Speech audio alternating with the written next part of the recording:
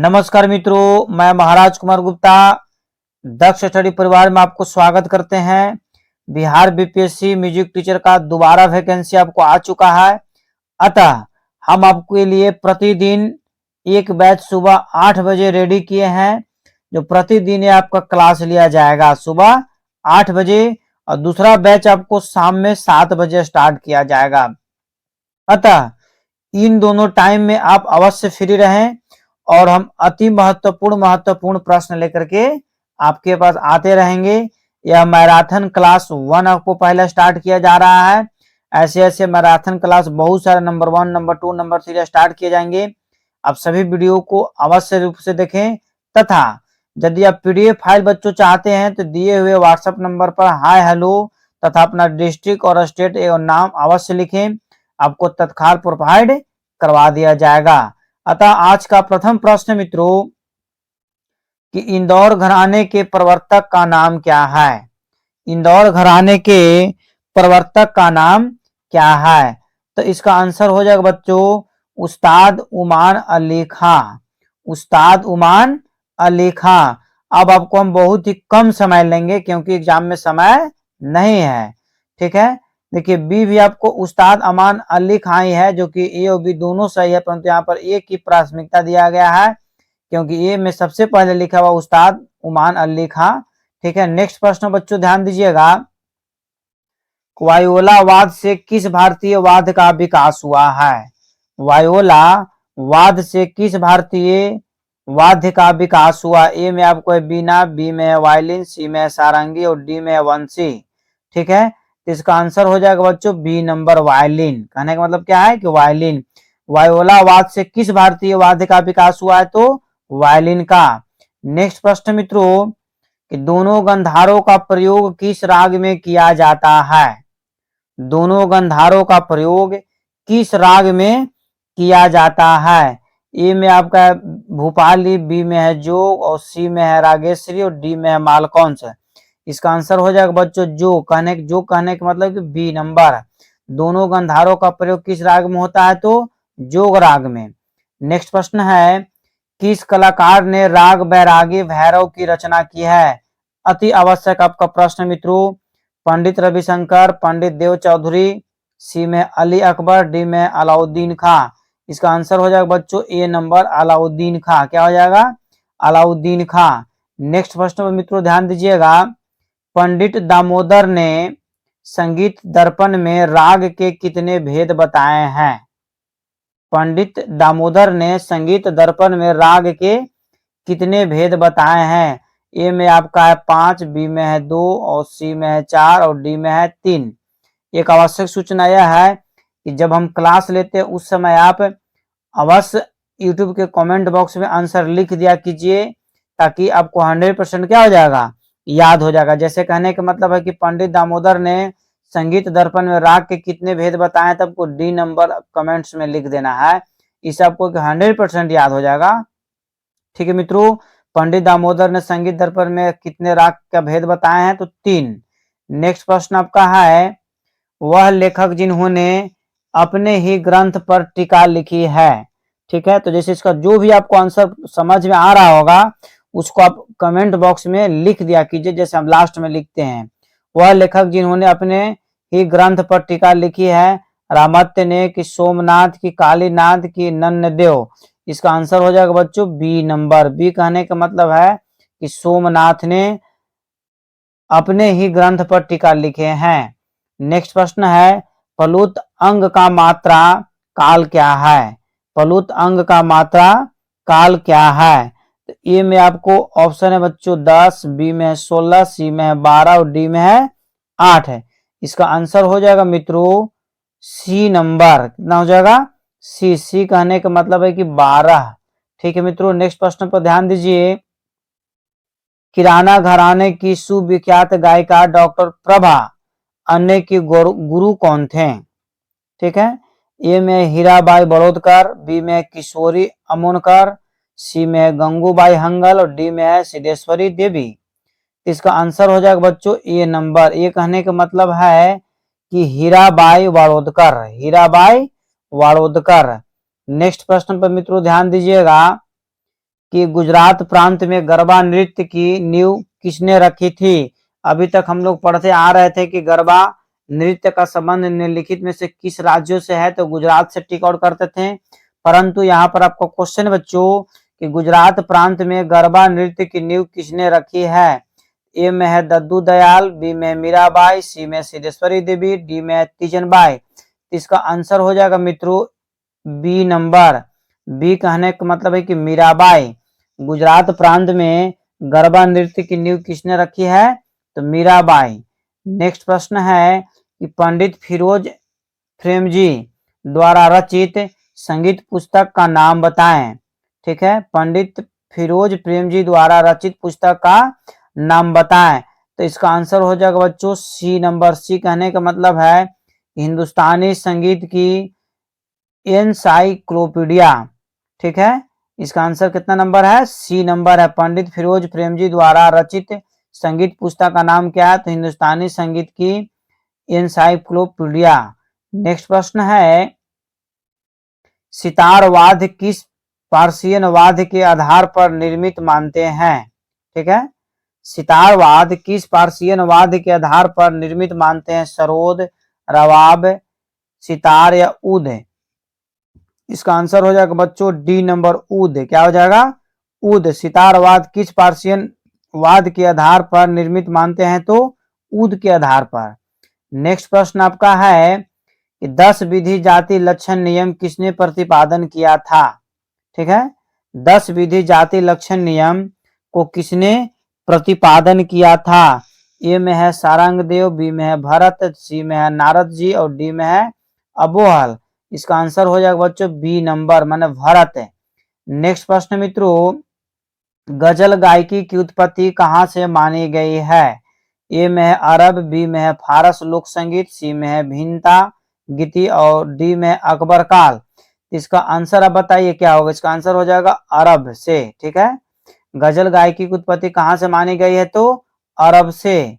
Next प्रश्न है वाद्य प्रधान गीत प्रकार है। वाद्य प्रधान गीत किसका प्रकार है। ए में आपको निर्गीत का, बी में प्रबंध का, सी में ध्रुवागान का और डी में है गीतक का। इसका आंसर हो जाएगा मित्रों ए नंबर। ए कहने का मतलब बच्चों को निर्गत का। ठीक है, वाद्य प्रधान गीत किसका प्रकार है, तो निर्गत का। नेक्स्ट प्रश्न है कि प्रबंध के कौन से प्रकार से ध्रुपद का विकास हुआ। ठीक है, प्रबंध के कौन से प्रकार से ध्रुपद का विकास हुआ। सालंग सुंड, बी में है एली और सी में है ढेकी और डी में है अलीक्रम। इसका आंसर हो जाएगा बच्चों ए नंबर। ए कहने का मतलब है कि सालंग सुंड है। नेक्स्ट प्रश्न मित्रों कि रविंद्रनाथ ने सुर रचना की शिक्षा किससे प्राप्त की थी। ठीक है, रविंद्रनाथ ने सुर रचना की शिक्षा किससे प्राप्त की थी। देवेंद्रनाथ से, ज्योतिरिंद्र से या यदु भट्ट से या श्रीकंठ से। इसका आंसर हो जाएगा बच्चों बी नंबर। बी कहने का मतलब है कि ज्योतिरिंद्र से। ठीक है, नेक्स्ट प्रश्न पर आप ध्यान दीजिएगा कि उस्ताद आमिर खां की आलाप गायन पद्धति के विशेष प्रकार को किस नाम से पुकारते थे। ए में आपका बच्चों आलाप, बी में है अल्पित, डी सी में है खंड मेरु, डी में है मेरुगन। बताइए इसका आंसर क्या होगा। इसका आंसर हो जाएगा बच्चों बी नंबर अल्पित। क्या हो जाएगा आंसर, अल्पित। अर्थात उस्ताद आमिर खान की आलाप गायन पद्धति के विशेष प्रकार को किस नाम से जानते हैं, तो अल्पित के नाम से जानते हैं। किसके नाम से, अल्पित। नेक्स्ट प्रश्न है वर्ष 1971 में सूर सिंगार संसद के द्वारा उस्ताद आमिर खां को किस उपाधि से सम्मानित किया गया था। बहुत ही महत्वपूर्ण प्रश्न बीपीएससी म्यूजिक टीचर के लिए है। पद्म भूषण, सुर सरगम, स्वर विलास या खंड मेरु। इसका आंसर हो जाएगा बच्चों सी नंबर। स्वर विलास से इनको सम्मानित किया गया था। 1971 ईस्वी में आमिर खान को स्वर विलास पुरस्कार से सम्मानित किया गया था। नेक्स्ट प्रश्न है आपका कि वर्ष 1956 में पंडित निखिल ज्योति घोष ने नई प्रतिभाओं की खोज के लिए किस संस्था का स्थापना किया था। ए में संगीत, बी में संगीत परिणय, सी में आपका संगीत महाभारती, डी में है संगीत आयन। इसका आंसर हो जाएगा बच्चों सी नंबर। सी कहने का मतलब है कि संगीत महाभारती, संगीत महाभारती। दलित ग्रंथ में श्लोकों की संख्या कितनी है? दलित ग्रंथ में श्लोकों की संख्या कितनी है? 344, 444, 544, 244 है। इसका आंसर हो जाएगा बच्चों 244, अर्थात डी नंबर आंसर इसका क्या है? सही है कि दलित ग्रंथों में श्लोकों की संख्या कितना है? तो 244, नहीं याद रहेगा। नेक्स्ट प्रश्न है कि संगीत रत्नाकर में वर्णित अलंकारों की संख्या कितनी है?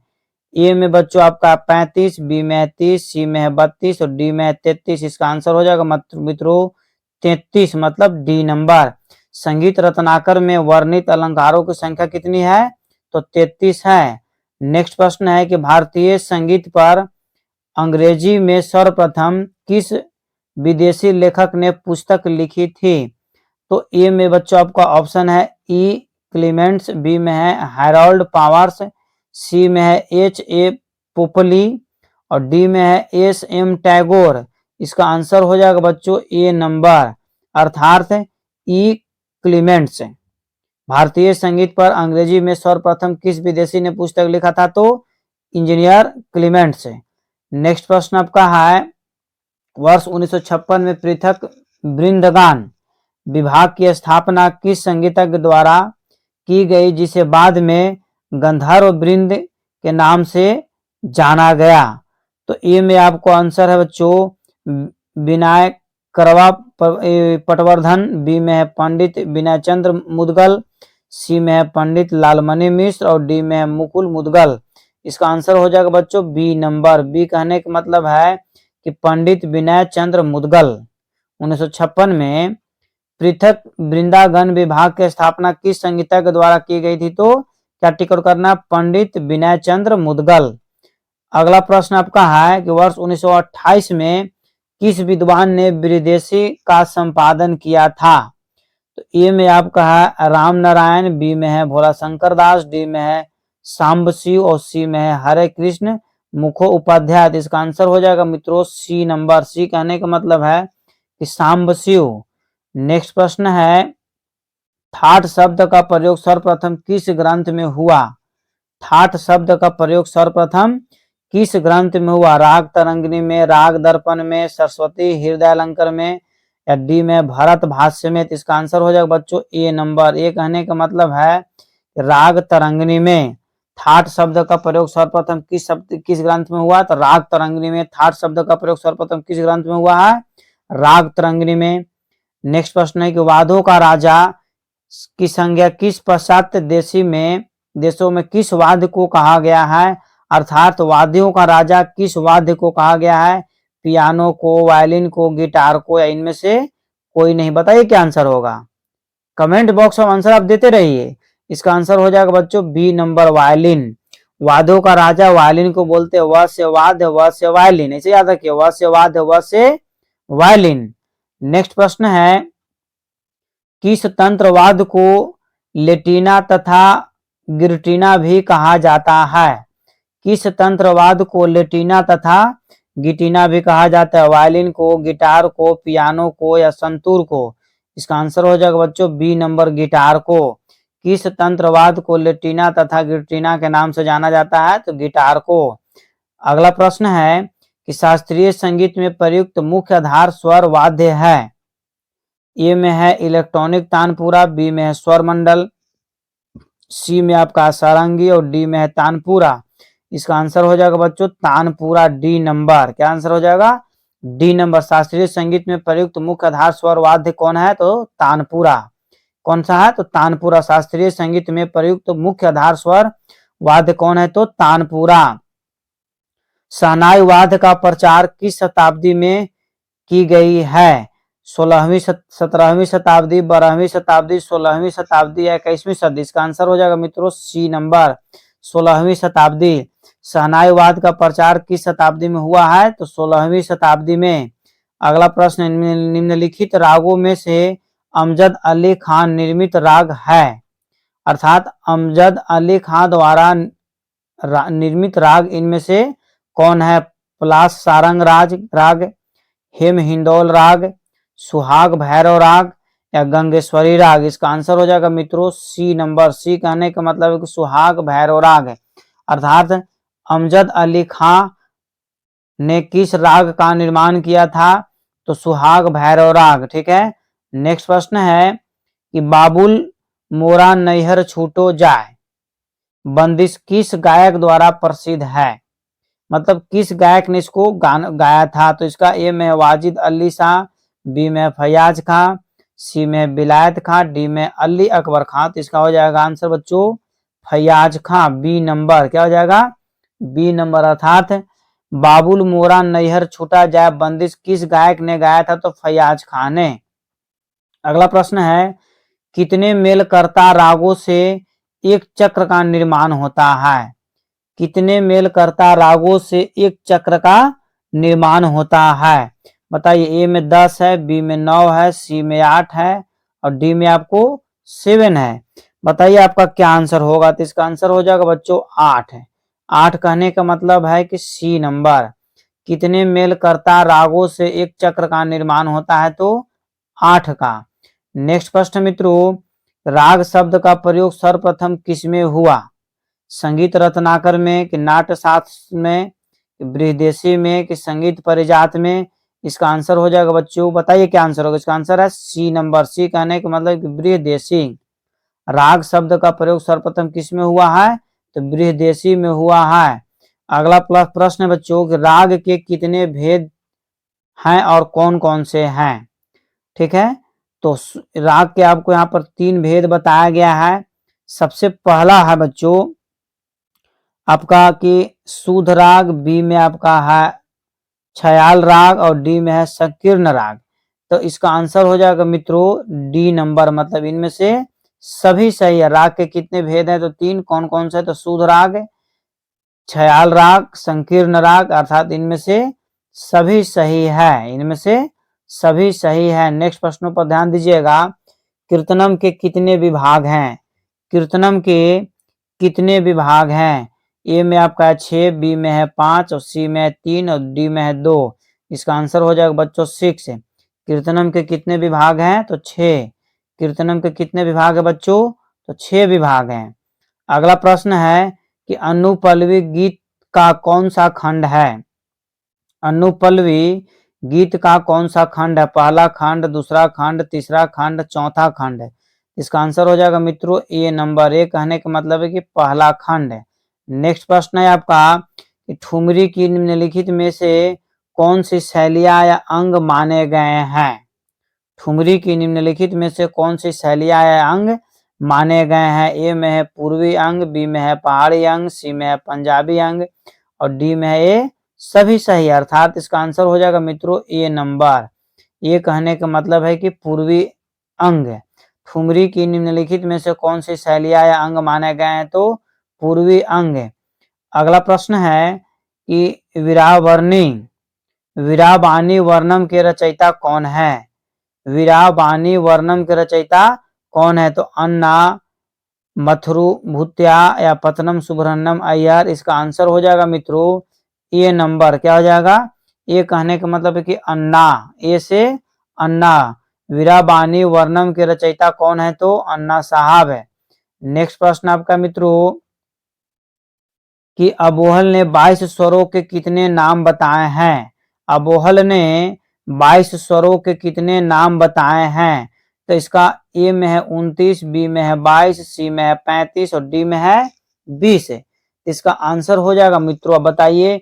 यूट्यूब के कमेंट बॉक्स में आप लगातार आंसर देते रहिए। इससे फायदा आपको यह है कि 100% आपको याद हो जाएगा। तो अबोहल ने 22 स्वरों के कितने नाम बताए हैं? तो 29। 29 कहने का मतलब है बच्चों की ए नंबर।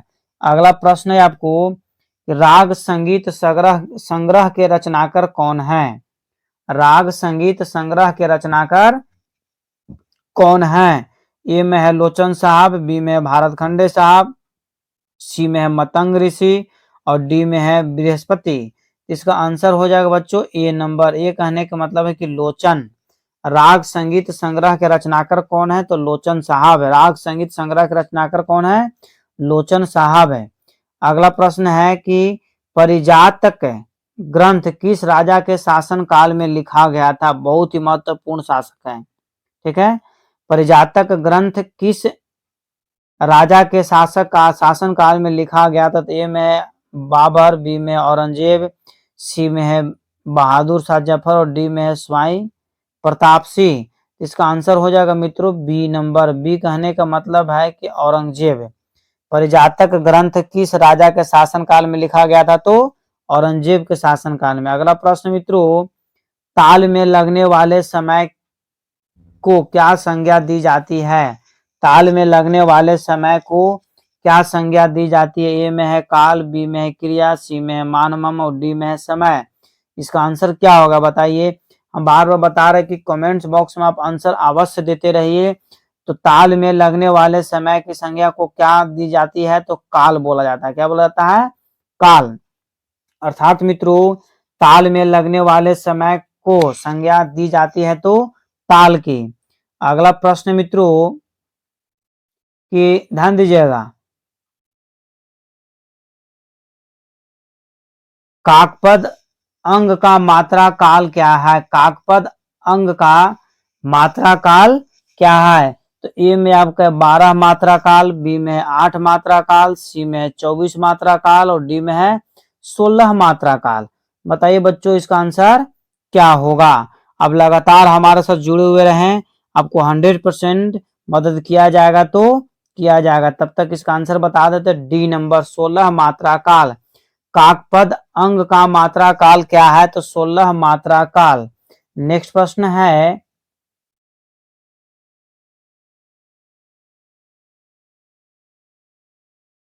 क्रमिक पुस्तक मल्लिका के कितने भाग हैं? क्रमिक पुस्तक मल्लिका के कितने भाग हैं? तो इसका आंसर हो जाएगा बच्चों, ए में है 5 और बी में है 9 और सी में है 7 और डी में है 6। बताइए इसका आंसर क्या होगा। इसका आंसर हो जाएगा बच्चों 6 नंबर। क्या हो जाएगा? 6। अर्थात कहने का मतलब है कि क्रमिक पुस्तक मल्लिका के कितने भाग हैं? तो 6। अर्थात डी नंबर इसका आंसर क्या हो गया? सही हो गया मित्रों। नेक्स्ट प्रश्न है आपका कि तालपक्कम का नाम किस गायन विद्या के साथ लिया जाता है? तालपक्कम का नाम किस गायन विद्या के साथ लिया जाता है? ए में बच्चों आपका ऑप्शन है कीर्ति, बी में है कीर्तनम, सी में है तिलाना और डी में है पदम। बताइए आंसर क्या होगा। इसका आंसर हो जाएगा बच्चों कीर्तनम, बी नंबर कीर्तनम। अर्थात तालपक्कम का नाम किस गायन विद्या से लिया जाता है? तो कीर्तनम। नेक्स्ट प्रश्न मित्रों कि मध्यकाल श्रुति स्वर विभाजन के अनुसार षडज किस श्रुति पर विद्यमान है? ठीक है, मध्यकाल श्रुति स्वर विभाजन के अनुसार षडज किस श्रुति पर विद्यमान है? ए में वर्जिका, बी में है तीव्रा, सी में है छंदोवती, डी में है दयावती। बताइए इसका क्या आंसर होगा। इसका आंसर हो जाएगा मित्रों सी नंबर। सी कहने का मतलब है कि छंदोवती। सी कहने का मतलब क्या है? छंदोवती। अर्थात मध्यकाल श्रुति स्वर विभाजन के अनुसार षडज किस श्रुति पर विद्यमान है? तो छंदोवती। नेक्स्ट प्रश्न मित्रों कि भारत ने कौन से 2 ग्राम का उल्लेख किया है? ए में आपका है बच्चों षडज ग्राम, बी में है मध्यम ग्राम। ए में है षडज ग्राम और बी में है मध्यम ग्राम और सी में आपको है ए और बी दोनों सही है। अर्थात सी नंबर ही इसका आंसर सही है कि भारत ने कौन से 2 ग्रामों का उल्लेख किया है? तो षडज ग्राम और मध्यम ग्राम का। अगला प्रश्न मित्रों कि गंधार ग्राम का दूसरा नाम क्या है? अति महत्वपूर्ण आपका बीपीएससी म्यूजिक टीचर के लिए है कि गंधार ग्राम का दूसरा नाम क्या है? तो ए में है बच्चों मध्यम ग्राम, बी में आपका है गंधार ग्राम, सी में है निषाद ग्राम, डी में इनमें से कोई नहीं। इसका आंसर हो जाएगा मित्रों सी नंबर निषाद ग्राम। गंधार ग्राम का दूसरा नाम क्या है? तो निषाद ग्राम। अर्थात नेक्स्ट प्रश्न आपको है कि गंधार ग्राम में निषाद की कितनी श्रुतियां होती है? गंधार ग्राम में निषाद की कितनी श्रुतियां होती है? ए में बच्चों है 3, बी में है 5, सी में है 2 और डी में है 4। इसका आंसर हो जाएगा डी नंबर। डी कहने का मतलब है कि 4। गंधार ग्राम में निषाद की कितनी श्रुतियां होती है? तो 4। अतः सभी बच्चों से रिक्वेस्ट है कि हम 2 बैच आपको प्रतिदिन लेंगे। एक बैच बच्चों आपको एक बैच आपको सुबह में 8 बजे AM, एक बैच हम आपको 8 बजे सुबह में लेंगे और दूसरा का बैच आपको हम पढ़ाएंगे शाम में 7 बजे, शाम में 7 बजे। ठीक है, इसलिए आप दोनों बैच को अवश्य ज्वाइन करें। दोनों बैच में अलग अलग प्रश्न होंगे। और सबसे बड़ी सूचना यह है कि आप कमेंट्स में आप जब भी टाइम के अनुसार आप रेडी रहते हैं तो कमेंट्स में आप आंसर जरूर दें। कैसे देना है आपको हम बताते हैं। जैसे मान लिया जाए कि गंधार ग्राम में निषाद की कितनी श्रुतियां होती है, गंधार ग्राम में निषाद की कितनी श्रुतियां होती है। अब कोई ऑप्शन सबका सब अवेलेबल रहेगा। ठीक है, इस तरह का सब ऑप्शन क्या रहेगा, आपको ऑप्शन सभी के सभी जैसे से अवेलेबल रहेगा। इसमें से जो आपको आंसर समझ में आता है वो आप आंसर यूट्यूब के कमेंट कैसे हमने सी लिखे हैं तो आपको इस तरीका से लिख देना है कमेंट्स में। इससे फायदा आपको यह है कि 100% आपको याद हो जाएगा। कि मध्यकाल श्रुति स्वर विभाजन के अनुसार षडज किस श्रुति पर विद्यमान होता है? ठीक है, मध्य काल श्रुति स्वर विभाजन के अनुसार षडज किस श्रुति पर विद्यमान होता है? वर्ज्रिका, तीव्रा, छंदोवती या दयावती? इसका आंसर हो जाएगा बच्चों सी नंबर, दयावती। नेक्स्ट प्रश्न पर ध्यान दीजिए कि भरत ने कौन से 2 ग्रामों का उल्लेख किया है? पहला है षडज, दूसरा है मध्यम ग्राम, तीसरा का ए और बी दोनों सही है, डी में इनमें से कोई नहीं। इसका आंसर हो जाएगा बच्चों सी नंबर, मतलब षडज ग्राम और मध्यम ग्राम दोनों के दोनों क्या है? सही है। नेक्स्ट प्रश्न है गंधार ग्राम में निषाद की कितनी श्रुतियां होती है? गंधार ग्राम में निषाद की कितनी श्रुतियां होती है? ए में आपका 3 है, बी में 5 है, सी में 2 है और डी में 4 है। बताइए आंसर बच्चों क्या होगा? ठीक है, एकदम आंसर आप देते रहिए यूट्यूब के कमेंट बॉक्स में। इसका आंसर हो जाएगा बच्चों 4। 4 कहने का मतलब है कि गंधार ग्राम में निषाद की कितनी श्रुतियां हैं? तो 4। गंधार ग्राम में निषाद की कितनी श्रुतियां हैं? तो 4। निषाद है क्या? तो ग्राम है। नेक्स्ट प्रश्न है निश्चित सूर्यांतरों पर स्थापित 7 स्वर के समूह को क्या कहते हैं? अति महत्वपूर्ण प्रश्न आपका है कि निश्चित सूर्यांतरों पर स्थापित 7 स्वर के समूह को क्या कहते हैं? ए में बच्चों है ग्राम, बी में है मूर्छना, सी में है सप्तक, डी में है विसर्ग। बताइए क्या आंसर होगा? आप हमारे साथ जुड़े हुए रहें। इसका आंसर हो जाएगा मित्रों ए नंबर। ये कहने का मतलब है कि ग्राम, निश्चित सूर्यांतरों पर स्थापित 7 स्वर के समूह को क्या कहते हैं? तो ग्राम कहते हैं। नेक्स्ट प्रश्न है कि भारतीय संगीत में मूलभूत स्वर किसे माना गया है? भारतीय संगीत में मूलभूत स्वर किसे माना गया है? षडज को, गंधार को, मध्यम को या पंचम को? बताइए आंसर क्या होगा? इसका आंसर हो जाएगा बच्चों ए नंबर, मतलब षडज है। भारतीय संगीत में मूलभूत स्वर किसे माना गया है? तो षडज को माना गया। किसको माना गया? षडज। ठीक है, नेक्स्ट प्रश्न आपका है निम्नलिखित में से सही समूह का चुनाव कीजिए जो कि प्रबंध की धातु को इंगित करता है। इसका डायरेक्ट हम आपको आंसर बतला दे रहे हैं। इसका आंसर बच्चों डी नंबर। आंसर क्या है? डी। डी कहने का मतलब है कि स्वर, विरुद्ध, पद, तेनक, पाठ, तालोती। अगला प्रश्न है कि लक्ष्य संगीत के रचयिता कौन है? लक्ष्य संगीत के रचयिता कौन है? भरत खंडे साहब, श्रीकंठे साहब, श्रीनिवास या रविंद्र स्वामी? बताइए। लक्ष्य संगीत के रचयिता आपको पंडित भरत खंडे साहब हैं। पंडित भरत खंडे साहब हैं। लक्ष्य संगीत के लेखक कौन है? तो पंडित भरत खंडे साहब, पंडित भरत खंडे साहब। अगला प्रश्न है वीणा के दंड पर कितनी सारिकाएं होती है? 21, 24, 19, 17? बताइए आंसर क्या होगा? वीणा के दंड पर कितनी सारिकाएं होती है? इसका आंसर हो जाएगा बच्चों 24। आंसर क्या हो जाएगा? 24। वीणा के दंड पर कितने सारिकाएं होती है? तो 24, मतलब बी नंबर। वीणा के दंड पर कितने सारिकाएं होती है? तो 24, बी नंबर इसका आंसर होगा मित्रों। त्रितंत्री वीणा का ही परिवर्तित वाद्य है। अर्थात इनमें से कौन सा ऐसा वाद्य है जो त्रितंत्री वीणा का परिवर्तित स्वरूप है। ए में है गिटार, बी में है सितार, सी में है सरोद और डी में है संतूर। बताते रहिए, इसका आंसर हो जाएगा बच्चों सितार। आंसर क्या हो जाएगा? सितार। कहने का मतलब है कि त्रितंत्री वीणा का ही परिवर्तित वाद्य इनमें से कौन है? तो सितार है। त्रितंत्री वीणा का ही परिवर्तित वाद्य कौन है? तो सितार है।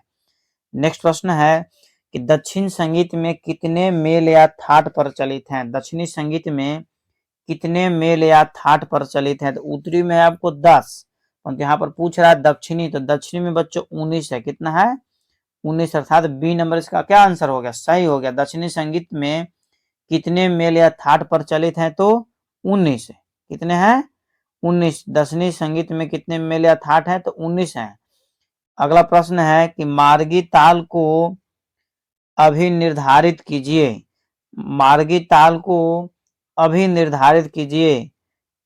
चंच, तपुत, तीन ताल, दादरा या कहारवा। इसका आंसर हो जाएगा बच्चों ए नंबर। ये कहने का मतलब है कि चंच, तपुत। अगला प्रश्न है राग रागनी वर्गीकरण के मुख्य कितने मत हैं? राग रागनी वर्गीकरण के मुख्य कितने मत हैं? ए में है 5, बी में है 6, सी में है 4 और डी में है 3। बताइए इसका आंसर क्या होगा? ठीक है, इसका आंसर हम बता देते हैं, 4 होगा, मतलब सी नंबर। राग रागनी वर्गीकरण के मुख्य कितने मत हैं? तो 4 मत है। राग रागनी वर्गीकरण के मुख्य कितने मत हैं? तो 4 मत है। अगला प्रश्न है कि शुद्ध जाति कितनी है? शुद्ध जाति कितनी है? ए में बच्चों है 5, बी में है 7 और सी में है 4 और डी में है 2। शुद्ध जाति की संख्या बच्चों 7 है, 7। कितना है? शुद्ध जाति की संख्या कितना है? 7 है। अगला प्रश्न है कि विकृति जातियों की संख्या कितनी है? विकृति जातियों की संख्या कितनी है? तो ए में है 10, बी में है 16, डी में है 11 और सी में है 11 और डी में है 18। बताइए आंसर क्या होगा? इसका आंसर हो जाएगा मित्रों 11। विकृति जातियों की संख्या कितनी है? 11। और शुद्ध जाति की संख्या कितनी है? 7 है। शुद्ध जाति की संख्या कितनी है? 7। शुद्ध जाति की संख्या आपको 7 बतलाएं, 7। और विकृति जाति की संख्या कितनी है? 11। ठीक है, नेक्स्ट प्रश्न पर ध्यान दीजिए। कुल मिलाकर जातियों की संख्या कितनी हो जाएगी? बताइए। 7 और प्लस 11 जोड़िएगा तो बच्चों कितना हो जाएगा? 18। अर्थात कुल मिलाकर जातियों की संख्या कितनी है? 18 हो गया। देखिएगा, ध्यान दीजिए। विकृति जाति आपको जो है, विकृति जाति आपका 11 है, शुद्ध जाति आपका 7 है, और कुल मिलाकर जाति की संख्या 18 हो गया, क्योंकि शुद्ध हो गया 7 और विकृति हो गया 11। दोनों को जोड़ेगा तो कितना हो जाएगा? 18। ठीक है बच्चों, नेक्स्ट प्रश्न पर ध्यान दीजिए। नेक्स्ट प्रश्न है आपका कि आधुनिक श्रुति स्वर विभाजन के अनुसार 5 किस श्रुति पर होता है? आधुनिक श्रुति स्वर विभाजन के अनुसार पंचम किस श्रुति पर होता है? ए में आपके मार्जना मार्जनी, बी में है क्षिति, सी में है मंदती और डी में है रोहिणी। बताइए इसका आंसर क्या होगा? इसका आंसर हो जाएगा तो क्षिति। क्या हो जाएगा आंसर? क्षिति, मतलब बी नंबर। अर्थात आधुनिक श्रुति स्वर विभाजन के अनुसार पंचम की श्रुति पर होती है? तो क्षिति पर होती है। अगला प्रश्न मित्रों, प्राचीन शुद्ध गंधार कौन सा आधुनिक स्वर है? प्राचीन शुद्ध गंधार कौन सा आधुनिक स्वर है? मध्यम, तीव्र या फिर कोमल ग या शुद्ध रे? बताइए आंसर क्या होगा? आप कमेंट्स में आंसर अवश्य देते रहिए। इसका आंसर हो जाएगा बच्चों सी नंबर। सी कहने का मतलब है कि कोमल ग। अगला प्रश्न है शुद्ध शुंड के कितने प्रकार वर्णित हैं? शुद्ध शुंड के कितने प्रकार वर्णित हैं? ठीक है मित्रों, ए में आपका है 8, बी में है 10, सी में है 12 और डी में है 14। इसका आंसर हो जाएगा बच्चों 8। कहने का मतलब है कि ए नंबर। शुद्ध शुंड के कितने प्रकार वर्णित है? तो 8 नंबर। शुद्ध शुद्ध के कितने प्रकार वर्णित है? तो 8 नंबर। सालंग शुद्ध प्रबंध के कितने प्रकार वर्णित है? सालंग शुद्ध, देखिए ध्यान दीजिएगा, यहाँ पर शुद्ध शुद्ध 8 हो गया, और यहाँ पर है सालग सूद प्रबंध के कितने प्रकार वर्णित हैं? तो 8 है, 7 है, 10 है और 14 है। इसका आंसर हो जाएगा बच्चों सी नंबर, मतलब 10। ठीक है, सालक सूद प्रबंध के कितने प्रकार वर्णित हैं? तो 10 वर्णित है। सालक सूद प्रबंध के कितने प्रकार वर्णित हैं? तो 10 वर्णित हैं। मार्गी संगीत में कितनी मुख्य ताले हैं? मार्गी संगीत में कितने मुख्य ताले हैं? ए में है 5, बी में है 3, सी में है 4 और डी में है 7। इसका आंसर हो जाएगा बच्चों 5, मतलब ए नंबर। मार्गी संगीत में कितनी मुख्य ताले वर्णित हैं? तो कितना टिक आउट करिएगा? 5। मार्गी संगीत में कितने मुख्य ताले वर्णित हैं? तो 5 है। अगला प्रश्न है आपका कि दिलरुबा वाद्य में तारों की संख्या कितनी होती है?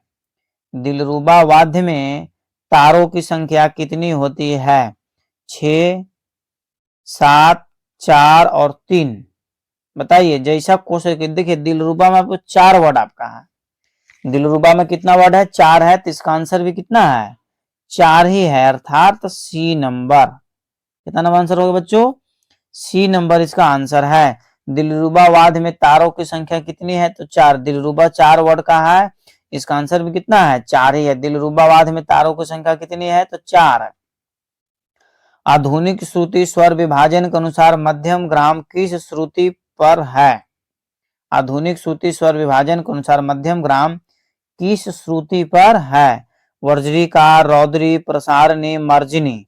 इसका आंसर हो जाएगा बच्चों ए नंबर, वर्ज्रिका। ठीक है, आधुनिक श्रुति स्वर विभाजन के अनुसार मध्यम किस श्रुति पर है? तो वर्ज्रिका पर है। अगला प्रश्न है कि राग रागनी वर्गीकरण के मुख्य रूप से कितने मत प्रचलित हैं? राग रागनी वर्गीकरण के मुख्य रूप से कितने मत प्रचलित हैं? ए में है 4, बी में है 5, सी में है 3 और डी में है 2। इसका आंसर हो जाएगा मित्रों ए नंबर। ए कहने का मतलब है आपका कि 4। राग रागनी वर्गीकरण के मुख्य रूप से कितने मत प्रचलित हैं? तो 4। राग रागनी वर्गीकरण के मुख्य रूप से कितने मत प्रचलित हैं? तो 4 है। अगला प्रश्न है कि राग रागनी वर्गीकरण हनुमंत के 6 राग की कितनी रागनियां बताए गए हैं? तो ए में आपको है 30, बी में है 36, सी में है 35 और डी में है 40। एक चीज आपको महत्वपूर्ण सूचना देते चल रहे हैं कि रागनियों की संख्या 30 या 36, दो बहुत सारे विद्वान बताए हैं। किसी ने 30 बताए हैं, किसी ने 36 बताए। इसके आगे दूसरा आपको ऑप्शन सोचना ही नहीं है। तो हनुमंत के 6 रागों की कितनी रागनियां हैं? इसका आंसर हो जाएगा ए नंबर। ए कहने का मतलब है कि 30। ये कहने का मतलब क्या है कि 30 राग रागनी वर्गीकरण हनुमंत के 6 रागों की कितनी रागनियां हैं? तो 30 हैं। अगला प्रश्न मित्रों की 1 ग्राम में कितनी श्रुतियां का समावेश किया जाता है? 1 ग्राम में कितनी श्रुतियां का समावेश होता है? तो ए में 18, बी में है 22, सी में है 20 और डी में है 21। इसका आंसर हो जाएगा मित्रों 22। यदि म्यूजिक टीचर की तैयारी कर रहे तो आपको 100% याद होना चाहिए। अगला प्रश्न है कि आधुनिक राग में कौन सा स्वर कभी वर्जित नहीं होता है? आधुनिक राग में कौन सा स्वर कभी वर्जित नहीं होता है? ए में है षडज, बी में है गंधार, सी में है मध्यम और डी में है पंचम। इसका आंसर हो जाएगा बच्चों षडज, ए नंबर। क्या हो जाएगा? षडज इसका आंसर सही है। आधुनिक राग में कौन सा स्वर कभी वर्जित नहीं होता है? तो षडज है। अगला प्रश्न मित्रों आपका कर्नाटक ताल पद्धति के प्लुत अंग का अक्षर काल क्या है? कर्नाटक ताल पद्धति के प्लुत अंग का अक्षर काल क्या है? ए में है 12, बी में है 16, डी में है 8 और सी में है 4। इसका आंसर हो जाएगा बच्चों ए नंबर। ए कहने का मतलब है कि 12। कर्नाटक ताल पद्धति के प्लुत अंग का अक्षर काल क्या है? तो 12। नेक्स्ट प्रश्न मित्रों, सारंग देव ने अपने प्रबंधों का वर्गीकरण कितने वर्गों के अंतर्गत किया था? ए में आपका है 5, बी में है 6, सी में है 35 और डी में है 7। बताइए, इसका आंसर हो जाएगा बच्चों बी नंबर। बी कहने का मतलब है कि 6। सारंग देव ने अपने प्रबंधों का वर्गीकरण कितने वर्गों के अंतर्गत किया है? तो आंसर क्या हो जाएगा? 6। 6। ठीक है बच्चों, अगला प्रश्न पर आपको ध्यान देना है। इस संगीत रत्नाकर में शून्य प्रबंध के कितने भेद हैं? संगीत रत्नाकर में शून्य प्रबंध के कितने भेद हैं? तो 5, 4, 3, 2। इसका आंसर बताइए कमेंट्स बॉक्स में क्या होगा। तो इसका आंसर हो जाएगा बच्चों ए नंबर। ये कहने का मतलब है कि 5। संगीत रत्नाकर में शून्य प्रबंध के कितने भेद हैं? तो 5। संगीत रत्नाकर में शून्य प्रबंध के कितने भेद हैं? तो 5। अगला प्रश्न, निम्नलिखित में से म सा वादी संवादी वाले को चुनिए। तो ध्यान दीजिएगा बच्चों, इसका आपको आंसर बारीकी से समझना है। इसका आंसर है 2 नंबर, 3 नंबर और 5 नंबर। अर्थात कहने का मतलब है कि निम्नलिखित में से म सा वादी संवादी वाले राग को चुनिए। तो बहार है, भीमपलासी है और मियां मल्हार है। ठीक है, 2, 3, 5 ऑप्शन कौन सा चलेगा? बहार, भीमपलासी और मियां मल्हार। अगला प्रश्न है, संगीत काव्य और चित्रकला में कौन सी बात समान है? संगीत काव्य और चित्रकला में कौन सी बात समान है? शब्द, चित्र, रंग या लय? इसका आंसर हो जाएगा बच्चों डी नंबर, मतलब लय। लय क्या है? समान है, तीनों में आवश्यक है। संगीत, काव्य और चित्रकला में कौन सी बात समान है? तो लय। अगला प्रश्न मित्रों, भवन निर्माण के लिए किस कला को उपयुक्त माना गया है? भवन निर्माण के लिए किस कला को उपयुक्त माना गया है? तो मूर्तिकला, चित्रकला, शिल्पकला या वास्तुकला? बताइए क्या आंसर होगा। इसका आंसर हो जाएगा बच्चों सी नंबर का, शिल्पकला। सी से सी और सी से शिल्पकला। भवन निर्माण के लिए किस कला का उपयुक्त माना गया है? तो शिल्पकला का। अगला प्रश्न है कि शब्द तथा भाषा के लिए किस कला को उपयुक्त माना गया है? शब्द तथा भाषा के लिए किस कला को उपयुक्त माना गया है? ए में है काव्य कला, बी में है संगीत कला, सी में है चित्रकला और डी में है उपयुक्त में से कोई नहीं। इसका आंसर हो जाएगा बच्चों ए नंबर, काव्य कला। आंसर क्या हो जाएगा? काव्य कला। शब्द तथा भाषा के लिए किस कला को उपयुक्त माना गया है? तो काव्य कला को। अगला प्रश्न है कि दक्षिण भारत के प्रसिद्ध संगीतज्ञ मुथुस्वामी का जन्म कब हुआ था? अर्थात दक्षिण भारत के प्रसिद्ध संगीतज्ञ मुथुस्वामी का जन्म कब हुआ था? 1950 में, 1775 में, 1870 में, 1923 में? इसका आंसर हो जाएगा बच्चों 1775। आंसर क्या हो जाएगा? 1775। अर्थात मुथुस्वामी का जन्म कब हुआ था? तो 1775 में। वेंकट सुब्रमण्यम का प्रसिद्ध नाम क्या है? वेंकट सुब्रमण्यम का प्रसिद्ध नाम क्या है? सोमनाथ, श्यामजी शास्त्री, पुंडरीक विठल या त्यागराज? इसका आंसर हो जाएगा बच्चों श्यामा शास्त्री। क्या हो जाएगा? श्यामा शास्त्री। वेंकट सुब्रमण्यम का प्रसिद्ध नाम क्या है? तो श्यामा शास्त्री। अगला प्रश्न है कि संगीतज्ञ श्यामा शास्त्री के गुरु कौन थे? प्रसिद्ध संगीतज्ञ श्यामा शास्त्री के गुरु कौन थे? तो इसका ए में है त्यागराज, बी में है दीक्षितार, सी में है चामक सन्यासी और डी में है रामत्य। इसका आंसर हो जाएगा मित्रों सी, चामक सन्यासी। चामक सन्यासी। संगीतज्ञ श्याम शास्त्री के गुरु कौन थे? तो चामक सन्यासी। अगला प्रश्न आपका है कि श्यामा शास्त्री की प्रथम कृति किस राग में निबंध है? श्यामा शास्त्री की प्रथम कृति किस राग में निबंध है? तो ए में है आपका कल्याण राग, बी में आपका आनंद भैरवी और सी में है सावेरी राग और डी में है भैरव राग। बताइए आंसर क्या होगा। इसका आंसर हो जाएगा बच्चों सी नंबर। सी कहने का मतलब है कि सावेरी राग है। सी कहने का मतलब क्या है? सावेरी राग है। दक्षिणात्य संगीत में श्याम शास्त्री, त्यागराज व मुथुस्वामी दीक्षिता को किस उपाधि से सम्मानित किया जाता है? ठीक है, बहुत ही महत्वपूर्ण प्रश्न मित्रों आपका। तो इसका आंसर हो जाएगा पद्म भूषण। ए में है त्रिमूर्ति, सी में है त्रियाम और डी में है भारत रत्न। बताइए, देखिए ध्यान दीजिएगा। श्याम शास्त्री एक हुआ, त्यागराज 2 हुआ, मुथुस्वामी 3 हो गया, मतलब इसका आंसर त्रिमूर्ति।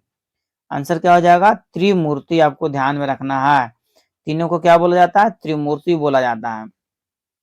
पंडित हृदय नारायण देव ग्रंथ का नाम क्या है? अर्थात पंडित हृदय नारायण देव ने इनमें से किस ग्रंथ की रचना की है? हृदय प्रकाश, हृदय कौतुका, नारायण या राग कौतुक है? इसका आंसर हो जाएगा मित्रों ए नंबर। ए कहने का मतलब है कि हृदय प्रकाश है। अगला प्रश्न मित्रों, हृदय नारायण देव ने किस लेखक के अनुसार स्वर स्थापना बिना के तार पर स्वर स्थापना के सिद्धांत को स्वीकार किया है? ए में आपका है लोचन, बी में आपका है पंडित सोमनाथ और सी में है पंडित वेंकटमुखी और डी में है पंडित अबोहल। इसका आंसर हो जाएगा मित्रों डी नंबर पंडित अबोहल। पंडित अबोहल हृदय नारायण ने किस लेखक के अनुसार स्वर स्थापना वीणा के तार पर स्वर स्थापना के सिद्धांत को स्वीकार किया है? तो पंडित अबोहल। नेक्स्ट प्रश्न है, अनूप संगीत रत्नाकर ग्रंथ के रचयिता कौन है? ध्यान दीजिएगा, अनूप संगीत रत्नाकर ग्रंथ के रचयिता कौन है? पंडित सोमनाथ, पंडित हृदय नारायण देव, सी में है भाव भट्ट और डी में है शिवाजी। इसका आंसर हो जाएगा बच्चों सी नंबर भाव भट्ट है। अर्थात अनूप संगीत रत्नाकर ग्रंथ के रचयिता कौन है? तो भाव भट्ट। अनूप संगीत रत्नाकर ग्रंथ के रचयिता कौन है? तो भाव भट्ट है। संगीत सारामृत ग्रंथ का रचनाकर काल है? अर्थात संगीत सारामृत किस काल में या कब रचा गया था या कब लिखा गया था? 1650 में, 1783 में, 1970 में, 1673 में। इसका आंसर हो जाएगा मित्रों आपको 1783। 1783 कहने का मतलब है कि बी नंबर। कौन आंसर हो गया? B number. ठीक है मित्रों, कि संगीत सारामृत ग्रंथ के रचना काल कब है? तो 1783। महाराज तुलाजीराव भोसले द्वारा रचित ग्रंथ इनमें से कौन है? ठीक है, संगीतामृत, संगीत सारामृत, संगीत रस या संगीत कौमुदी? बताइए इसमें से कौन आंसर होगा? आपको आंसर देते चलना है बच्चों। तो इसका आंसर हो जाएगा मित्रों बी नंबर संगीत सारामृत। महाराज तुलाजीराव भोसले द्वारा रचित ग्रंथ का नाम है संगीत सारामृत। महाराज तुलाजीराव भोसले द्वारा रचित ग्रंथ का नाम क्या है? संगीत सारामृत। अगला प्रश्न है, विपंची वीणा में तारों की संख्या कितनी होती है? ए में है 9, बी में है 10, सी में है 12 और डी में है 7। विपंची वीणा में तारों की संख्या कितनी होती है? तो 9 होती है, मतलब ए नंबर। विपंची वीणा में तारों की संख्या कितनी होती है? तो 9 होती है। विपंची वीणा में तारों की संख्या कितनी होती है? तो 9 होती है। दोबारा क्वेश्चन रिपीट हो गया है। कछपी वीणा के दंड का नाम था। कछपी वीणा के दंड का क्या नाम है? या फिर कछपी वीणा के दंड का नाम क्या था? तो ए में आपको है चित्रा, बी में है प्रवाल, सी में है कुकुब और डी में है प्रसेवक। तो इसका आंसर हो जाएगा बच्चों बी, मतलब प्रवाल। क्या हो जाएगा? प्रवाल। इसका आंसर क्या है? सही है। कछपी वीणा के दंड का नाम क्या है? तो प्रवाल नाम है। नवतंत्री वीणा के लिए ... अभिधान था। ठीक है, घोषिका, कछपी, विपंची या प्रवाल? इसका आंसर हो जाएगा बच्चों विपंची। क्या हो जाएगा? विपंची। मतलब नवतंत्री वीणा के लिए विपंची अभिधान था। अगला प्रश्न है आपका कि बौद्ध काल में वीणा का वह स्थान जहां तंत्रियां बांधी जाती है क्या कहलाती है? बौद्ध काल में वीणा का वह स्थान जहां तंत्रियां बांधी जाती है वह क्या कहलाती है? वहां क्या कहलाती है? तो कुकभ, प्रवाल, उपनाह या प्रसेवक? बताइए आंसर क्या होगा? इसका आंसर हो जाएगा उपनाह। आंसर क्या हो जाएगा? उपनाह। उपनाह कहने का मतलब है कि सी नंबर। कितना नंबर? C number. बौद्ध काल में वीणा का वह स्थान जहां तंत्रियां बांधी जाती है क्या कहलाती है? उपनाह कहलाती है। कि छने छने यनवता मुपैति तदेव रूपम रमणीयताया कथन किसकी है? तो इसका आंसर हो जाएगा बच्चों ए में है कालिदास, बी में है नागेंद्र देव, सी में है जयदेव और डी में है बृहस्पति। तो इसका आंसर हो जाएगा बच्चों ए नंबर, मतलब कालिदास। क्या हो जाएगा? कालिदास है। नेक्स्ट प्रश्न पर ध्यान दीजिए कि अनुपात का सामंजस्य सौंदर्य उत्पादन करता है ऐसा किस ग्रंथ में वर्णित है? ध्यान दीजिए, अनुपात का सामंजस्य सौंदर्य उत्पादन करता है ऐसा किस ग्रंथ में वर्णित है? ए में आपका है नाट्य शास्त्र, बी में है शुक्र नीति सार, और सी में है विदेशी, और डी में है संगीत रत्नाकर। बताइए इसका आंसर आपका क्या होगा? लगातार आप हमारे साथ जुड़े हुए रहें। इसका आंसर हो जाएगा बच्चों बी नंबर। बी कहने का मतलब है कि शुक्र नीति सार में। नेक्स्ट प्रश्न है, आकर्षित करने की शक्ति ही सौंदर्य है, ऐसा किसने कहा? आकर्षित करने की शक्ति ही सौंदर्य है, ऐसा किसने कहा? तो ए में है भरत, बी में है गणपत चंद्रगुप्त, सी में है कालिदास, डी में है प्लेटो। तो इसका आंसर हो जाएगा बच्चों बी नंबर। क्या आंसर हो जाएगा? बी कहने का मतलब है कि गणपत चंद्रगुप्त। आकर्षित करने की शक्ति ही सौंदर्य है, ऐसा किसने कहा? तो गणपत चंद्र गुप्त ने कहा। ठीक है। नेक्स्ट प्रश्न है कि 16वीं शताब्दी के अंत में आंध्र प्रदेश में किस संगीतज्ञ का जन्म हुआ था? ए में है पुंडरीक विठल, बी में है सोमनाथ, सी में है त्यागराज, और डी में है दद्दू दयाल। आप आंसर बताते चलिए, यूट्यूब के कमेंट बॉक्स में बार बार बता रहे हैं आंसर क्या करते चलिए, बताते चलिए। तो इसका आंसर हो जाएगा बच्चों सोमनाथ। क्या हो जाएगा? सोमनाथ कहने का मतलब है कि 16वीं शताब्दी के अंत में आंध्र प्रदेश में किस संगीतज्ञ का जन्म हुआ? तो सोमनाथ का। किसका जन्म हुआ? सोमनाथ का। नेक्स्ट प्रश्न बच्चों, लोचन साहब का जन्म किस प्रांत में हुआ था? इसका आपको आंसर याद होना चाहिए। लोचन साहब का जन्म किस प्रांत में हुआ था? ए में आपका है उत्तर प्रदेश, बी में आपका है मध्य प्रदेश, सी में आपका है बिहार, और डी में आपका है हरियाणा। डी में क्या है? हरियाणा। बताइए। तब तक आप YouTube के कमेंट बॉक्स में बार बार बोल रहे हैं कि YouTube के कमेंट बॉक्स में आप आंसर देते रहिए। इससे फायदा आपको एक 100% आपको याद हो जाएगा, याद करने की अलग से जरूरत नहीं पड़ेगा। तो इसका आंसर हो जाएगा बच्चों बी नंबर। बी कहने का मतलब है, सॉरी, इसका आंसर हो जाएगा सी नंबर। आंसर क्या हो जाएगा? सी। सी कहने का मतलब है बच्चों कि बिहार। क्या आंसर हो जाएगा बच्चों? बिहार। ठीक है। मतलब लोचन साहब का जो जन्म हुआ था कहाँ हुआ था? बिहार में हुआ था। सी नंबर इसका आंसर सही है। अब देखिए लोचन साहब के बारे में एक और आपको बात बता देना चाहते हैं कि लोचन साहब जो है एक बहुत अच्छा किताब लिखे थे, राग संगीत संग्रह। राग संगीत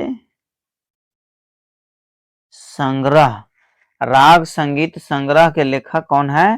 तो लोचन साहब है। अब फिर से देखिएगा, लोचन साहब का जन्म कहाँ हुआ था? तो बिहार में। और राग संगीत संग्रह के लेखक कौन है? तो लोचन साहब है। नेक्स्ट प्रश्न है, संन्यास विन्यास और अंतर मार्ग का वर्णन किस ग्रंथकार ने किया है? संन्यास विन्यास और अंतर मार्ग का वर्णन किस ग्रंथकार ने किया है? तो ए में है बच्चों आपको भरत, बी में है साहुदेव, और सी में है मतंग ऋषि, और डी में है दलितम। साहुदेव बच्चों नहीं होगा, सारंग देव होगा। क्या होगा? सारंग देव। यहाँ पर गलत लिखा हुआ है, सारंग देव। सारंग देव। सारंग देव कहने का मतलब है कि बी नंबर इसका ऑप्शन क्या है? सही है, सारंग देव। संन्यास विन्यास और अंतर मार्ग का वर्णन किस ग्रंथकार ने किया है? तो सारंग देव ने किया। संन्यास विन्यास और अंतर मार्ग का वर्णन किस ग्रंथकार ने किया है? तो सारंग देव ने किया है। पंडित सोमनाथ किस वाद्य को बजाते थे? पंडित सोमनाथ किस वाद्य को बजाते थे? बताइए। ए में आपका तबला, बी में सितार, सी में है बीना, और डी में है वायलिन। आप आंसर मित्रों बताते चलिए। तो इसका आंसर हो जाएगा बच्चों बीना बजाते थे। क्या बजाते थे? पंडित सोमनाथ क्या बजाते थे? तो बीना बजाते थे। पंडित सोमनाथ क्या बजाते थे? तो बीना बजाते थे बच्चों। अगला प्रश्न है कि हृदय रामा राम की रचना किस विद्वान द्वारा की गई? हृदय रामा राग यहाँ पर होगा। हृदय रामा राग की रचना किस विद्वान द्वारा की गई? ए में है लोचन, बी में हृदय नारायण देव, और सी में आपको है त्यागराजन, और डी में है तानसेन। इसका आंसर हो जाएगा बच्चों बी नंबर, मतलब हृदय नारायण देव। हृदय रामा राग की रचना किस विद्वान द्वारा किया गया? तो हृदय नारायण देव द्वारा। अगला प्रश्न है आपका कि गमक का कौन सा प्रकार आधुनिक ठाट है? आधुनिक ठाट है, तो ए में है प्लवित, बी में है त्रिभिन्न और सी में है गुम्फित और डी में है उत्साहित है। इसका आंसर हो जाएगा मित्रों आपका प्लवित। क्या हो जाएगा? प्लवित मतलब ए नंबर। कहने का मतलब है कि गमक का कौन सा प्रकार आधुनिक ठाट है, तो प्लवित है। नेक्स्ट प्रश्न है, मुथुस्वामी दीक्षित की सर्वप्रथम कृति किस राग में निबंध है? ए में आपका बच्चों है मालवा बौद्ध राग, बी में है राग मियाँ की मल्हार, सी में है मालकंस और डी में है राग तोड़ी। बताइए इसका आंसर हो जाएगा बच्चों ए नंबर। ए कहने का मतलब है कि मालव बौद्ध राग मुथुस्वामी दीक्षित की सर्वप्रथम कृति किस राग में निबंध है, तो मालव बौद्ध राग में। अगला प्रश्न है, दक्षिणी संगीत पद्धति में शुद्ध स्वरों के घाट या मेल को क्या कहते हैं? आपको बच्चों याद रखना है। ए में आपका है श्री शंकर भरण, बी में है बिलावल, सी में है कनकांगी और डी में हंस ध्वनि। इसका आंसर हो जाएगा बच्चों कनकांगी। क्या आंसर हो जाएगा? कनकांगी। ठीक है, सी नंबर इसका आंसर क्या है? सही है। नेक्स्ट प्रश्न पर ध्यान दीजिएगा कि राग यमनी बिलावल में किस स्वर के दोनों रूपों का प्रयोग होता है? ए में आपका है निषाद, बी में है चैत, सी में है मध्यम और डी में है गंधार। मतलब सी नंबर मध्यम हो जाएगा। राग यमनी बिलावल में किस स्वर के दोनों रूपों का प्रयोग हुआ है, तो मध्यम। नेक्स्ट प्रश्न मित्रों कि अभिनव भारती किस ग्रंथ की टीका है? अभिनव भारती किस ग्रंथ की टीका है? नाट्य नारदीय शिक्षा का, नाट्य शास्त्र का या बृहदेशी का या संगीत रत्नाकर का? इसका आंसर हो जाएगा बच्चों बी नंबर। बी कहने का मतलब है आपको कि नाट्य शास्त्र का। अभिनव भारती किस ग्रंथ का टीका है, तो नाट्य शास्त्र का।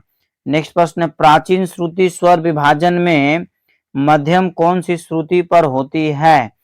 ए में है प्रीति, बी में है मार्जनी, सी में है क्षिति और डी में है रक्ता। तो इसका आंसर हो जाएगा बच्चों मार्जनी, बी नंबर। प्राचीन श्रुति स्वर विभाजन में मध्यम कौन सी श्रुति पर होती है, तो मार्जनी पर। नेक्स्ट प्रश्न मित्रों, हृदय नारायण देव द्वारा रचित ग्रंथ इनमें से कौन सी है? तो ए में आपका है श्रृंगार दीपिका, बी में है हृदय कौतिक और सी में है संगीत वसुधा और डी में है संगीतामृत। तो इसका आंसर हो जाएगा बच्चों बी नंबर। बी कहने का मतलब कि हृदय कौतुक है। हृदय नारायण देव द्वारा रचित ग्रंथ कौन है, तो हृदय कौतुक है। अगला प्रश्न बच्चों कि ब्रज में रामलीला को प्रचलित करने का श्रेय किस संगीतज्ञ को जाता है?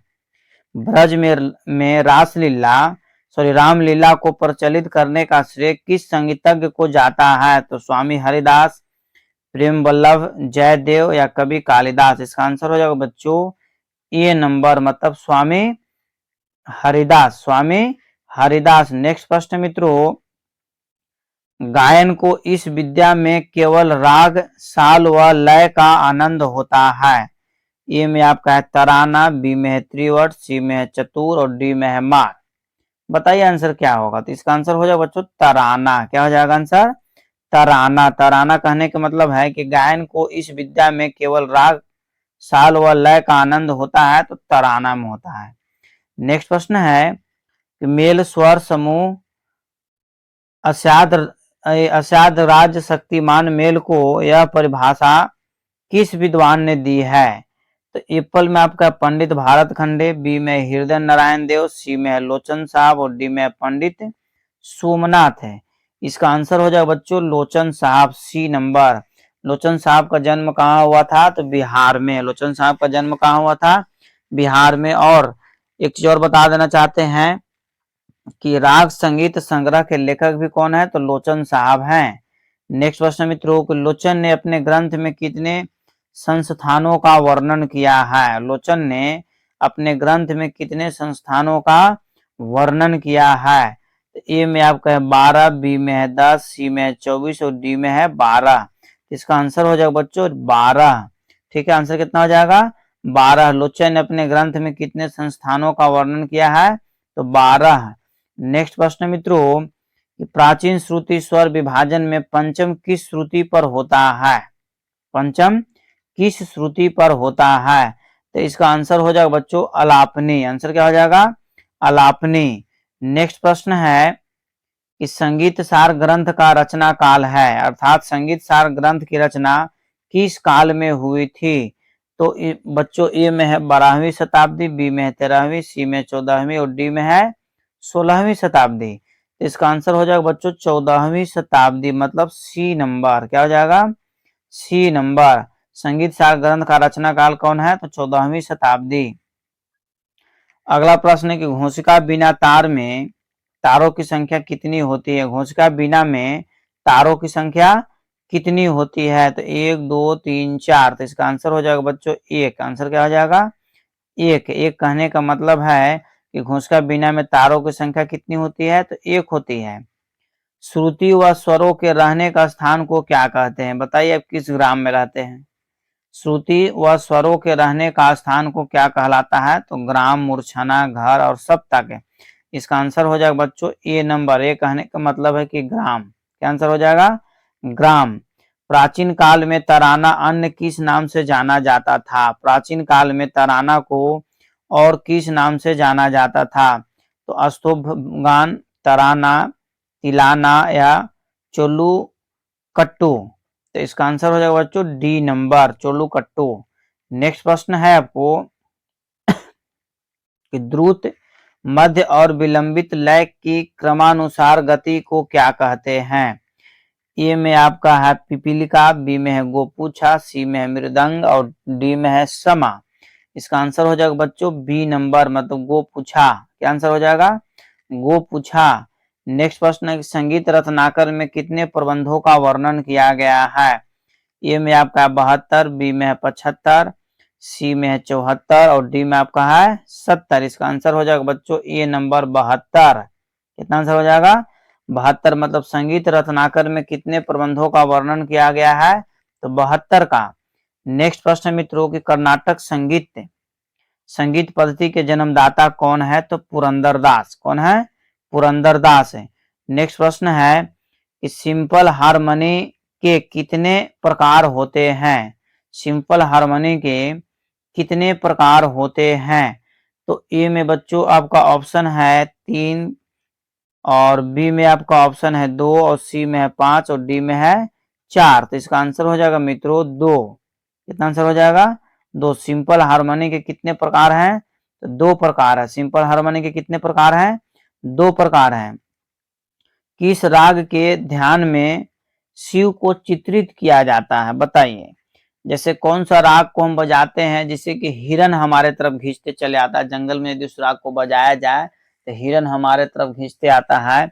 उसी तरीका से किस राग के ध्यान में शिव को चित्रित किया गया है? तो भैरव, तोड़ी, ललित और भैरवी। इसका आंसर हो जाएगा बच्चों एप्पल, भैरव। नेक्स्ट प्रश्न मित्रों, पंडित रविशंकर के गुरु कौन थे? बताइए। पंडित रविशंकर साहब के गुरु कौन थे? उस्ताद इनायत खां गलत है, उस्ताद अलाउद्दीन खां। यही आपका आंसर क्या है? सही है। नेक्स्ट प्रश्न पर ध्यान दीजिएगा। अभी रात्रि का 2 बज रहा है और 2 बजे तक हम लोग क्या कर रहे हैं कि वीडियो को बना रहे हैं। ठीक है, आप लोग के लिए मेहनत कर रहे हैं ताकि आपकी सफलता निश्चित हो जाए।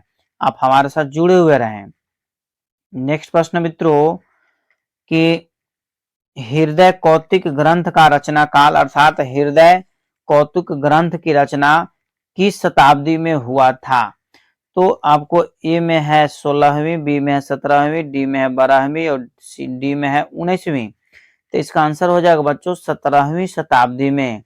हृदय कौतुक ग्रंथ की रचना किस शताब्दी में हुआ था? 17वीं शताब्दी में बच्चों हुआ था। दक्षिण भारत में 15वीं शताब्दी के उत्तरार्ध में किस भक्त संगीतज्ञ का उदय हुआ था? ए में आपका है रामत्य, बी में है त्यागराज, सी में पुरंदरदास, डी में है मुथु स्वामी। इसका आंसर हो जाएगा बच्चों पुरंदरदास, सी नंबर। दक्षिण भारत में 15वीं शताब्दी के उत्तरार्ध में किस भक्त संगीतज्ञ का उदय हुआ था? तो पुरंदरदास का। नेक्स्ट प्रश्न है हृदय कौतुक ग्रंथ के रचनाकार ने किस विद्वान के स्वर को स्वीकार किया है? तो ए में आपका पंडित अबोहल, बी में है पंडित व्यंकमुखी और सी में है लोचन साहब और डी में है श्रीनिवासन। तो इसका आंसर हो जाएगा बच्चों लोचन साहब, बिहार के रहने वाले थे। ठीक है, हृदय कौतुक ग्रंथ के रचनाकार ने किस विद्वान के स्वर को स्वीकार किया है? तो लोचन साहब के। अगला क्वेश्चन है कि स्वामी हरिदास द्वारा रचित ग्रंथ का नाम क्या है? ये आपको याद होना चाहिए। स्वामी हरिदास द्वारा रचित ग्रंथ का नाम क्या है? दरस, नाद विनोद, श्रृंगार हार, राग रंग लहरी। तो इसका आंसर हो जाएगा बच्चों नाद विनोद, बी नंबर। अर्थात स्वामी हरिदास द्वारा रचित ग्रंथ का नाम क्या है? तो नाद विनोद। ठीक है बच्चों, नेक्स्ट प्रश्न पर ध्यान दीजिए। कर्नाटक संगीत का पिता की पदवी किस संगीतज्ञ को जाता है? ए में है रामदेव बाबा, बी में है पुरंदरदास, सी में है त्यागराज और डी में है मुथु स्वामी। इसका आंसर हो जाएगा बच्चों पुरंदरदास। आंसर क्या आ जाएगा? पुरंदरदास। नेक्स्ट प्रश्न है कि सारंग देव काल में तांड रचना के लिए किस तिथि का प्रयोग होता है? सॉरी, किस विधि का प्रयोग होता है? सारंग देव काल में तांड रचना के लिए किस विधि का प्रयोग होता है? ए में आपका है गणित, बी में है खंड मेरु, सी में है बीज गणित और डी में है सांख्यिकी। इसका आंसर हो जाएगा बच्चों खंड मेरु, बी नंबर। सारंग देव काल में तांड रचना के लिए किस विधि का प्रयोग होता है? तो खंड मेरु विधि का। अगला प्रश्न है कि लोकगीत भवैया किस प्रांत की है? आपको पहले वाला वीडियो में भी हम बता चुके हैं। लोकगीत भवैया जो आपका है आपको पश्चिम बंगाल, गुजरात, पंजाब और जम्मू कश्मीर। बताइए कमेंट्स में क्या आंसर होगा। भवैया आपको पश्चिम बंगाल की है। कहाँ की है? पश्चिम बंगाल की। एक चीज और आपसे महत्वपूर्ण सूचना यह देना चाह रहे हैं कि आप सिर्फ बीपीएससी मैराथन का ही वीडियो न देखें, मेरा प्ले लिस्ट बना हुआ है। प्ले लिस्ट में बीपीएससी म्यूजिक टीचर का स्पेशल बैच वहां पर तैयार किया गया है और जो स्टेट का जो हम वीडियो डाले थे उसको भी आप एक बार रिवाइज कर लीजिए ताकि आपको 100% याद हो जाएगा। सब कहीं से पूछ सकता है, इसलिए सभी के सभी प्रश्न का आंसर आपको हम बताते चल रहे हैं। नेक्स्ट प्रश्न है एक सप्तक में कितने स्वर होते हैं? एक सप्तक में बाबू 12 स्वर होते हैं कि 13 होते हैं कि 21 होते हैं कि 11 होते हैं? एक सप्तक में आपको 12 स्वर होते हैं। कितने स्वर होते हैं? 12 स्वर होते हैं। एक सप्तक में कितने स्वर होते हैं? तो 12 स्वर होते हैं। एक सप्तक में कितने स्वर होते हैं? तो 12 स्वर होते हैं। रंग सिंगा किस श्रेणी का वाद्य है? रंग सिंगा किस श्रेणी का वाद्य है? तत् है कि वितत है कि धन है कि सुधीर? नहीं, सुशीर होगा। क्या होगा? सुशीरा। मिस्टेक से लिखा जाता है, रात्रि का समय है, रुशिर। रण सिंगा किस श्रेणी का वाद्य है? तो सुशीर का है। किसका है? सुशीर, मतलब डी नंबर आंसर क्या है बच्चों? सही है। रण सिंगा किस श्रेणी का वाद्य है? तो आपको हो जाएगा सुशीर का है। ठीक है, नेक्स्ट प्रश्न पर बच्चों ध्यान दीजिएगा कि देश में कितने देशी प्रबंधों का वर्णन किया गया है? अर्थात कहने का मतलब बच्चों यहाँ पर थोड़ा सा समझिएगा कि मतंगकृत, यहाँ पर लिखाएगा मतंगकृत। ध्यान दीजिएगा, मतंगकृत लिख दे रहे हैं, मतंगकृत। मतंगकृत बृहदेशी में बृहदेशी मतंगकृत बृहदेशी में कितने देशी प्रबंधों का वर्णन किया गया है? 49, 39, 40 और 42। तो इसका आंसर हो जाएगा बच्चों 39। कितना आंसर हो जाएगा? 39 है। मतंगकृत बृहदेशी में कितने देशी प्रबंधों का वर्णन किया गया है? तो 39 है। दक्षिणी ताल पद्धति के किन अंगों का प्रयोग आधुनिक ताल पद्धति में नहीं किया जाता है? तो गुरु भी नहीं किया जाता है, प्लुत भी नहीं किया जाता है, काकपद भी नहीं किया जाता है। अर्थात ये सभी सही हैं, मतलब डी नंबर, मतलब इनमें से किसी का प्रयोग नहीं किया जाता है। नेक्स्ट प्रश्न मित्रों, राग पीलू किस अंग का है? राग पीलू किस अंग का है? तोड़ी का है कि काफी का है कि मल्हार का है कि कन्हाड़ा का है? बताइए आंसर क्या होगा। तो इसका आंसर हो जाएगा बच्चों काफी। क्या हो जाएगा? काफी। राग पिल्लू किस अंग का है? तो काफी का है। राग पिल्लू किस अंग का है? तो काफी का है। नेक्स्ट प्रश्न मित्रों, कछापी बिना तार में तारों की संख्या कितनी है? कछापी बिना तार में तारों की संख्या कितनी है? तो 4, 3 4 6 8। इसका आंसर हो जाएगा बच्चों बी नंबर 4। कछापी बीना में तारों की संख्या कितनी है? तो 4। कछापी बीना में तारों की संख्या कितनी है? 4। ऐसे भी कछापी देखिए 4 वर्ड का है, 4 इसका आंसर याद रख लीजिए। नेक्स्ट प्रश्न है कि लंघन और अभ्यास किसे इंगित करते हैं? लंघन और अभ्यास किसे इंगित करते हैं? स्वरतान, राग घाट, या फिर अल्पत्व, बहुत्व, या अलंकार? बताइए आंसर क्या होगा। इसका आंसर हो जाएगा बच्चों स्वरतान का। किसका हो जाएगा? स्वरतान। कि लंघन और अभ्यास किसे इंगित करते हैं? तो स्वरतान का। लंघन और अभ्यास किसके इंगित करते हैं? तो स्वरतान का। नेक्स्ट प्रश्न है कि संतूर वाद्य में तारों की संख्या कितनी होती है? 50, 100, 60, 80? पूरा पूरी 100। संतूर वाद्य में तारों की संख्या कितनी होती है? तो 100 है। नेक्स्ट प्रश्न मित्रों, निम्नलिखित में से किस नृत्य के प्रारंभिक हिस्से को अलारिपू कहते हैं? भारतनाट्यम, मोहिनीअट्टम, कथकली, कुचिपुड़ी? इसका आंसर हो जाएगा मित्रों ए नंबर। ए कहने का मतलब है कि भारतनाट्यम।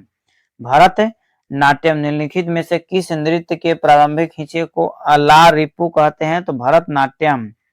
अगला प्रश्न मित्रों कि सारंगदेव ने अपने ग्रंथ में कितने गमक बताए हैं? गमक बताए हैं। ए में है 15, ए में है 5, बी में है 15, सी में है 10 और डी में है 20। इसका आंसर हो जाएगा मित्रों 15। आंसर कितना हो जाएगा? 15। नेक्स्ट प्रश्न है बाबू कि निम्नलिखित में से ग्राम को निर्दिष्ट कीजिए। निम्नलिखित में से ग्राम को निर्दिष्ट कीजिए। मतलब षडज, मध्यम, गंधार, ये सभी। तो क्या आंसर हो जाएगा? ये सभी 3 ग्राम है और तीनों को तीन याद दिया हुआ, षडज, मध्यम और ग्राम। ठीक है। नेक्स्ट प्रश्न मित्रों कि रे और ध स्वरों में कितना सूर्य अंतर है? ए में है 13, बी में आपका है, ए में है 13, बी में है 9, सी में है 10 और डी में है 12। तो इसका आंसर हो जाएगा बच्चों 13। मतलब 13 कहने का मतलब है कि ए नंबर। कितना नंबर? ए नंबर। फिर से ध्यान दीजिएगा मित्रों, यहाँ पर कहा जा रहा है कि रे और ध स्वर में कितना सूर्य अंतर है। तो क्या टिक आउट करिएगा? 13। कितना टिक आउट करना बच्चों? 13। मतलब ए नंबर। ठीक है। इसी तरीका का वीडियो देखने के लिए आप हमारे साथ जुड़े हुए रहें, आपको लगातार मदद किया जाएगा। और सभी वीडियो को अंतिम समय तक जरूर देखें और कमेंट्स में आंसर जरूर दें बच्चों। बार बार बता रहे हैं कि आप कमेंट्स में आंसर देना ना भूलें। यदि आप कमेंट्स में यदि आंसर आप देना शुरू कर देते हैं तो 100% आपको याद हो जाएगा। और चैनल को सब्सक्राइब जरूर कर लें। अतः आज यहीं पे क्लास समाप्त किया जा रहा है। जय हिंद, जय भारत।